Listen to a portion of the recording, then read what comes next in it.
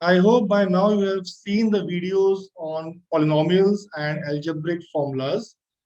If in case you have not seen those videos, please watch those videos first and then come to this video, because this video has challenger questions which are based on those two topics of algebra. So let us see what type of questions we are going to face now. We'll begin with this, our first question. Look at this, and we see that this looks a little bit challenging because I feel that many times students are not able to see how to approach this. In fact, how to start this kind of question. Let's analyze. The given fraction is written like this, and in the denominator of the first fraction, we see there's a term called BC. Now, BC, I see that AB plus BC plus CA is already given to me as 0, from which I can say that the value of BC is negative AB, negative CA. Similarly, in the second fraction, in the denominator, we have a term CA, and now I can say using same formula or same equation, we get CA as minus AB and minus BC. Doing similarly for the third term, that is AB, we get this. Putting these values of BC and CA and AB in the denominators of the given fraction, we will get this expression. Now putting this value here, and if I simplify it further, what do I get? I will get 1 upon a square plus AB plus CA and so on. And then I observe that in the denominator of the first fraction, if I take a common, I will get in the brackets a plus b plus c.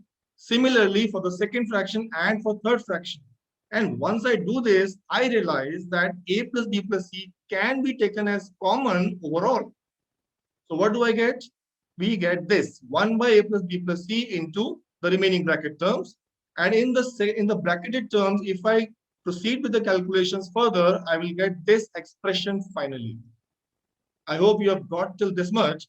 And then we see that in the numerator, we have AB plus BC plus CA. Do we not know that its value is 0? Of course, it's given over there that the value of AB plus BC plus CA is 0. And so I finally realized that the value of the entire expression is 0. You get this? So correct answer is C option.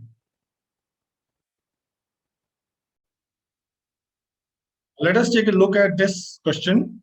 So there are basically two approaches to this problem. First approach is that we will rewrite the expression in this form, and then we have to recall formulas from the topic on algebraic formulas. So one of the formulas we had discussed at that time was this formula. Okay, I hope you recall this. Now, if we apply this kind of formula in the expression 20 to the power 2008 minus 3 to the power 2008, so what do we get? We get 20 minus 3, which means this expression on the right hand side is divisible by 17. So we say it's a multiple of 17, 17 into n. Similarly, we should recall another formula of algebraic formulas, which is this one, second one. Here we see that this result is true when n is even only. So that means an minus bn can be written as a plus b into the second bracket only when n is even number. Okay. Now, if we apply this formula for the other expression, which is this one, we will get in the factorized form as 16 plus 1 into obviously second bracket. So what do we get? This is also a multiple of 17. That means the entire expression given to us is sum of two multiples of 17. So the overall also, it is also divisible by 17, or we say it's a multiple of 17. Now, if we restructure the whole expression in a different format, now if I say this is the expression, now in this case, we again have to apply the same two formulas, and we see that 20 to the power 2008 minus 1 to the power 2008 can be written as 20 minus 1 into the second bracket. And so we say that this part is divisible by 19. Okay. Now, look at the second expression, which is 16 to the power 2008 minus 3 to the power 2008. In this, if I apply this second formula, I will get this expression as equal to 16 plus 3 into the second bracket. And we see this is divisible by 19. So each is individually divisible by 19. Therefore, the sum is also divisible by 19. It means the given expression in the question is divisible not only by 17, but also by 19. And therefore, it is also divisible by 17 into 19. That comes out to 323. So we say that the given expression is divisible by 323. Okay, now this is one approach, which is seemingly lengthy approach. There is an alternative approach for this question. Now let us see what that approach is going to be. In this second approach, or we call it shortcut method, we will factorize the options. We will make use of options. So if you see the first option 317, it's a prime number. So our next option is 323, which I can write as 17 into 19. So now we see that the given expression, if you divide by 17, each component I will have to divide by 17. So 20 to the power 2008 divided by 17 by the theory of remainders gives me the remainder as 3 to the power 2008. Now this is not the final remainder, but this is intermediate step. And we stop at that. So we say at the first step, the remainder is 3 to the power 2008. Similarly, 16 to the power 2008, the second term divided by 17, again by the theory of remainders, means the remainder is minus 1 to the power 2008, and which comes out to 1. So the given expression in the question, if you divide by 17, what do we get? We write individual remainders. So instead of 20 to the power 2008, we write 3 to the power 2008, and instead of 16 to the power 2008, we can write 1, the remainder which we obtained in the previous step. And so we get this expression, which is equal to 0. And that means the given expression is divisible by 17. Going similarly for the 19, we will see that 20 to the power 2008 divided by 19 gives me remainder of 1. And if you divide 16 to the power 2008 by 19, we get 3 to the power 2008, because power is even number. And therefore, we see that the entire expression, if you divide by 19, my effective remainder expression is this, which all cancels out like in the previous case of division by 17. And we say that the remainder here is also 0, which means the given expression we are able to prove is divisible by 17 as well as by 19, and therefore the entire expression is divisible by 323. So we have now fourth powers in the numerator, and denominator also has each term as degree of 4. 2 plus 2 degree is 4. I think the first step will be squaring the given equation. So a plus b plus c is 0. If we square it, I'll get a plus b plus c square is equal to 0. And I already know the formula of the square of a plus b plus c. Do you recall that formula? So this becomes this equation. Now I'll shift the second part of the expression, that is 2ab plus 2bc plus 2ca, to the right hand side. I'll get this. Now, since in the main question we are asked to find the value of the expression, and in the expression the numerator has fourth powers, how will we get fourth powers from here onwards? Isn't it now obvious that we have to do squaring of this equation once again? Let's just try it. Let's see what do we get. So if we do squaring on both sides, we will get something like this. And then what? We have to again apply square of sum of three terms. The square of a square plus b square plus c square, and likewise on the right hand side. So we'll get a long expression like this. And so in this we see that a4 plus b4 plus c4 and so on. Right hand side we have this seemingly tough expression. And if I observe carefully, the rightmost part in the right hand side is having the terms as, if I take 2abc common, I will get in the brackets a plus b plus c. some bit of solace because a plus b plus c is 0. So the entire expression there becomes 0, isn't it? So we are left with what? We are left with this after further calculations. So do that part yourself. How do we arrive from the second last step to the last step? Once we get this, our question is almost done. Look at the question, what is being asked, and where have we reached? So we have reached till this much. It means we can divide the right hand side bracketed term in the left to the left hand side in denominator. I will get this expression. And so can we now not understand that the value of this expression, fractional expression, is obviously 2? But yes, it entails some calculations. And please, when you solve this question, don't make some calculation mistakes. In fact, that's true for any question. Do not make calculation mistakes. That's the first insult you can do to yourself. Okay, because in that case, what happens is even if you know the concepts, if you make some silly mistakes, you end up with wrong answers, or you don't get any answer matching with the options. You lose the time in the CAT examination, and you still don't get the correct answer. So don't make calculation mistakes, or at least avoid as much as possible. I feel there is a shortcut to this question also. What is the shortcut? Can I not put some values and give some values to A, B, and C such that A plus B plus C is 0? Let's try it.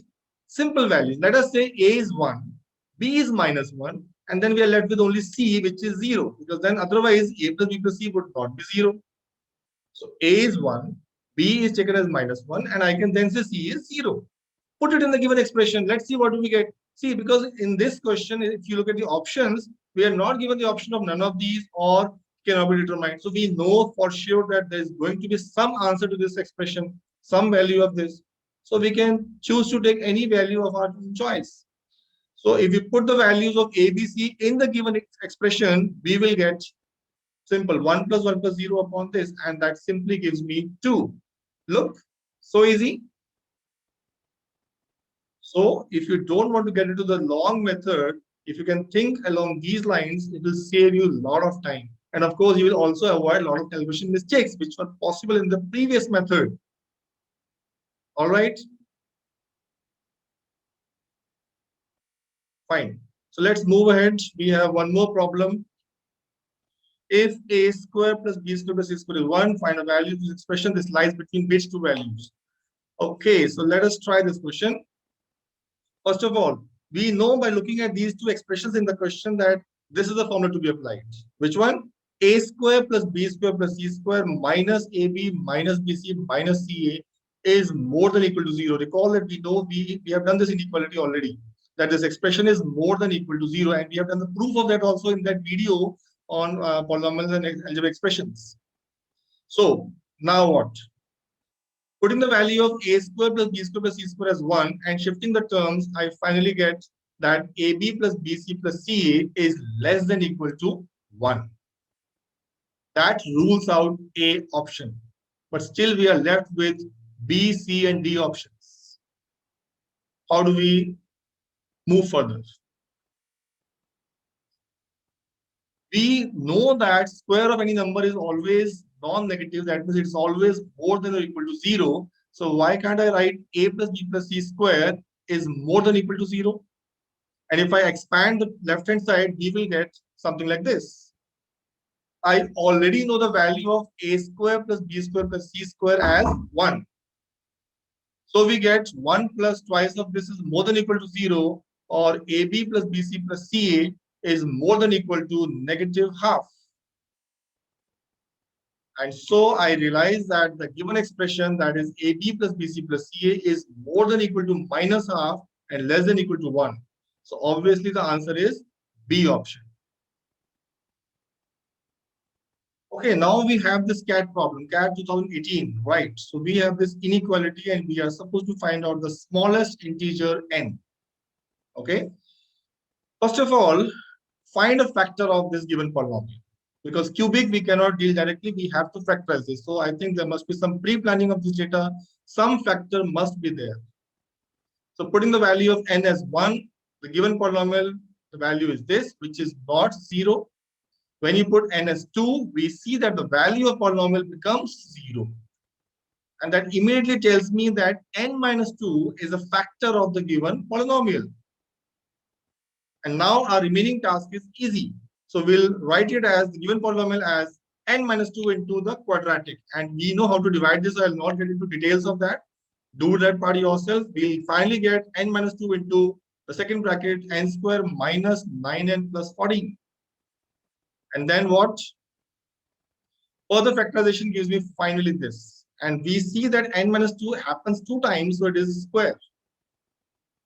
Now, in the question, we are given that the cubic polynomial is more than 0. That means this factorized polynomial is also more than 0. And we already know that n minus 2 square is more than 0. So the question finally becomes n minus 7 is more than 0, which means n is more than 7. So obviously, the smallest integer value of n will be 8. Isn't it? Good. Let's proceed to our last problem for today. I hope you're finding the previous problem challenging enough. Okay, good. So in this problem, we have to find a sum of two numbers. Read the question yourself. So if you have read this, what is given to us? Product of two positive numbers is 616. So let's say two numbers are x and y. So x into y is 616. And we are also given that ratio of the difference of their cubes to cube of the difference is this expression. So we get this x cube minus y cube upon the expression is 157 divided by 3. When we see this expression, what comes to our mind is factorize x cube minus y cube. So we do it and we get this. Can we cancel x minus y from numerator and denominator? Of course. We'll cancel them. We get this expression. And shifting the terms will give me this. This is all a little bit of shifting and calculations. Now, observe that the middle term on left hand side was 3xy, where xy I have replaced by 616 in the last step. Similarly, in the right hand side also we had 2xy, where xy is replaced by 616. That's the further simplification process because we know that xy is 616, which finally, upon simplification, gives me this expression, which is in huge terms. Okay, this all cancels out. So we have x square plus y square is 1268.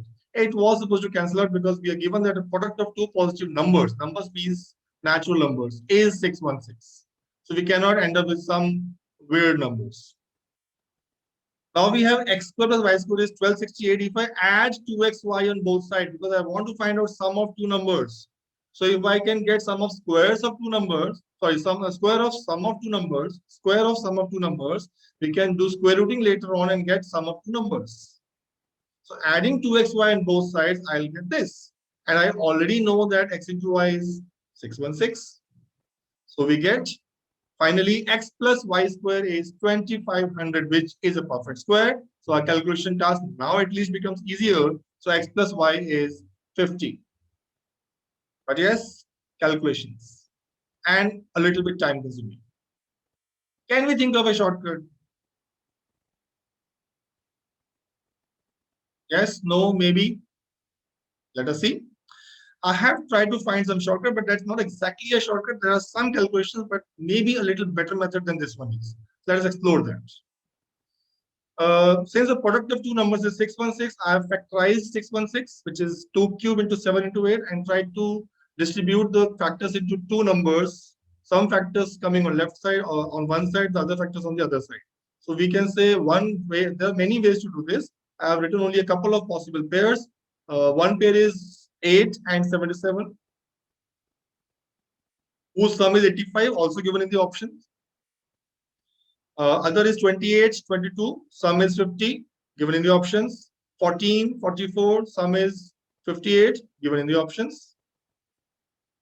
Okay, so let's try amongst these. If the given numbers were 8 and 77, does it fit the data? So how do we check it? Ratio of difference of their cubes to the cube of their difference. So we see that 77 cube minus 8 cube. Now this part calls for calculations. So if you can do this, you will get big, difficult, weird ratio, and that doesn't match with the data. So we check the other one, which is 28 and 22. So we get this, and this comes out to this expression, which upon simplification gives me the given expression, the given ratio in the question. 157:3. And so we stop doing the checking of the remaining part, obviously. And so we say that the given two numbers are 28 and 22. So the sum is 50. So I agree this also involves some bit of calculation, but I feel this is somewhere easier than the previous method. But it's up to your comfort zone. If you feel dealing with XY is easier for you, please go ahead with that. If you feel this is better for you, please do it accordingly. Okay, so with this, I have come to the end of this video. I hope you enjoyed doing these questions, and I also hope that you found these questions challenging enough. Thank you for watching this video. In case you have any queries regarding this video, you can always approach me on the mentioned email ID.